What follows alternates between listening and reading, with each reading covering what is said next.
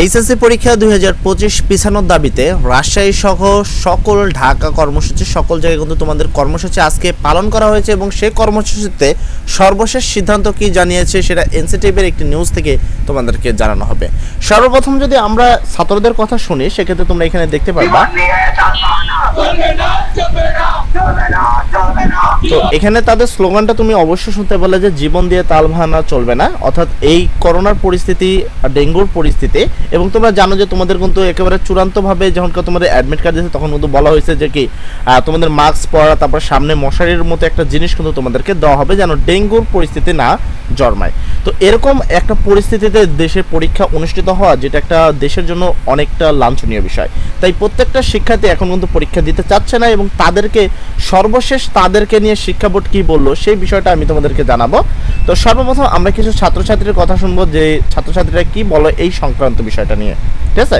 তো আমরা যদি যে সিচুয়েশন, গত দিনের যে রিপোর্ট, সেই রিপোর্টে 467 জন অলরেডি করোনায় আক্রান্ত এবং 3 জন অলরেডি মারা গেছে। তো এই পরিস্থিতিতে করোনাটা অ্যাটলিস্ট 2 মাস পিছানো হোক। তো এখানে তুমি দেখতে পাচ্ছ কালের কণ্ঠ, এনটিভি দুইটা নিউজেই কিন্তু বলা হচ্ছে যে বর্তমান দেশে যে পরিস্থিতিতে গতকাল রিপোর্ট অনুসারে কিন্তু তোমাদের বেশ অনেক ছাত্রছাত্রীকে করোনায় আক্রান্ত হয়েছে। এখন এই অবস্থায় এইচএসসি পরীক্ষা নেওয়া মানে একটা বিশাল বড় কিন্তু বিপজ্জনক। তো এইচএসসি তোমাদের ইন্টারমিডিয়েটের যে পরীক্ষাটা রয়েছে এই পরীক্ষাটা যদি করোনার পরিস্থিতি স্বাভাবিক হওয়ার পর নেওয়া হয় তাহলে হয়তো বা আরও ভালো হয়। তো এটা হলো আমাদের ছাত্রদের কিছু মতামত, আমরা শুনবো।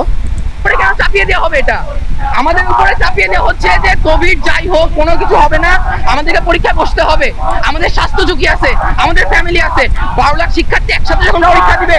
তো এখানে তুমি ইজিলি দেখতে পাচ্ছ একটা ছাত্রের আত্মনাদ তুমি শুনতে পাচ্ছ যে একটা এইচএসসি ছাত্রের আসলে বুকের মধ্যে যে আত্মনাদগুলো রয়েছে সে কিন্তু একত্রে সেই আত্মনাদগুলো প্রকাশ করছে।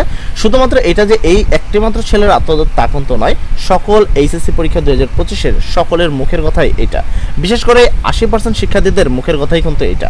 এবার এই আন্দোলনের সর্বশেষ সিদ্ধান্ত কি জানানো সেই বিষয়টা নিয়ে যদি আমি একটু শিক্ষা বোর্ডের কাছে যাই, তো আমি এখানে সোজা চলে যাব শিক্ষা বোর্ডের কাছে, যেখানে এই সম্পর্কিত তিনি কি বললো আমরা সেই বিষয়টা শুনবো। এখন একেবারে সুসম্পন্ন হয়েছে, আমরা আর 2 দিন পরে আমরা পরীক্ষা শুরু করতে যাচ্ছি। এই অবস্থায় তো দেখতে পাচ্ছ এখানে কিন্তু তাদের যে পরিকল্পনা ছিল সেই পরিকল্পনাটা হলো আর 2 দিনের মধ্যে তারা কিন্তু তোমাদের যে পরীক্ষাটি রয়েছে সেই পরীক্ষাটি শুরু করার একটা চিন্তা ভাবনা কিন্তু তারা সম্পন্ন করেছে। এই অবস্থায় আজ আবার কিন্তু শিক্ষার্থীরা মাঠে নেমেছে, যেটা আসলে তারা ভাবেনি। তো এই বিষয়ে তিনি কি বলে সেই বিষয়টা আমরা শুনবো।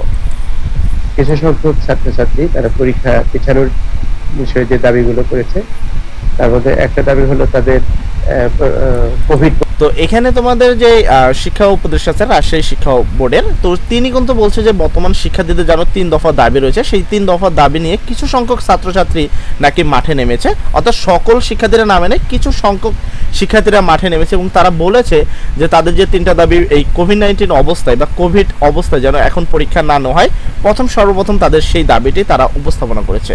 তারপরে তাদের আরও বেশ 3টা দাবি রয়েছে কি এমসিকিউ এবং সিকিউ মিলে পাস করানো হবে এই সকল বিষয়। যেহেতু আমি সম্পূর্ণ ভিডিওটা দেখাতে পারি না, তো আমি তোমাদেরকে বিস্তারিত বিষয়টা বলছি এবং তার সর্বশেষ কি বলছে সেই বিষয়টা আমরা শুনবো। পরিস্থিতি বিবেচনা করবে সরকার, সরকারের বিবেচনায় আমার মনে হয় এখনো পরীক্ষা পিছানোর মতো পরিস্থিতি হয়নি, কোভিডের অবস্থাটা এমন না। তো এখানে তুমি দেখতে পাচ্ছ বেশ কিছুদিন ধরেই কিন্তু তারা এই ধরনের কথাগুলোই বলে আছে। শিক্ষা বোর্ড শুধু একটি মাত্র শিক্ষা বোর্ড তা কিন্তু নয়, আর রাজশাহী কও, ঢাকা কও, চট্টগ্রাম কও, সকল মোটামুটি 11টা শিক্ষা বোর্ডের মেনলি একই কথা যে এই সময়টা এইচএসসি পরীক্ষা 2025 পিছানোর জন্য সঠিক সময় নয়, বা করোনার বর্তমান যে পরিস্থিতি এই সময়ের মধ্যে তোমাদের তেমন জীবন ঝুঁকি নাই, যার কারণে পরীক্ষা সম্পূর্ণভাবে পিছানো হবে। যদি পরিস্থিতি আরও খারাপ হয় তাহলে তারা পরীক্ষা পিছানো সম্পর্কিত কিছু একটা ভাববে। তবে এই বিষয়ে তাদের সর্বশেষ মন্তব্যটা আমি শুনবো যে সে কি বলছে সর্বশেষ তোমাদের জন্য। তো পরীক্ষা পিছালে দেশের সিংহভাগ পরীক্ষার্থীর জন্য একটা ক্ষতির কারণ হয়ে দাঁড়াবে বলে আমি মনে করি। তো এখানে দেখো তার মতামত অনুসারে যদি এখন পরীক্ষা তোমাদের পিছিয়ে দেওয়া হয় তাহলে শিক্ষার্থীর মানে দেশের ম্যাক্সিমাম শিক্ষার্থীদের জীবন নিয়ে একটা সমস্যার সম্মুখীন হবে, বা আমাদের ম্যাক্সিমাম স্টুডেন্টদের জীবনের অনেকটা অংশ খারাপ হয়ে যাবে, এরকম চিন্তাভাবনা কিন্তু তারা বর্তমান করছে। তো আসলে এইটা আসলে কতটুকু সত্যতা, তুমি কি চাও এইচএসসি পরীক্ষা 2025 পিছাক না পেছানোর দরকার নেই, সেই বিষয়ে অবশ্যই কমেন্ট সেকশনে বলবা। তো হয়তোবা আমাদের এই ভিডিওগুলো তাদের সামনে গেলে তোমাদের তোমাদের এই কমেন্ট সেকশন দেখে অন্তত তারা যেন এতটুকু প্রমাণ পায় যে এইচএসসি পরীক্ষা 2025 শিক্ষার্থীরা আসলেই কি মনে মনে কি চাচ্ছে। আসলে কি এইচএসসি পরীক্ষা 2025-এ কিছু সংখ্যক শিক্ষার্থী শুধু পিছাতে যাচ্ছে, নাকি তোমরা সবাই পিছাতে যাচ্ছ? তো অবশ্যই বিস্তারিত কমেন্টে বলবা। সবাই ভালো থাকবা, সবার জন্য দোয়া করি। আসসালামু আলাইকুম।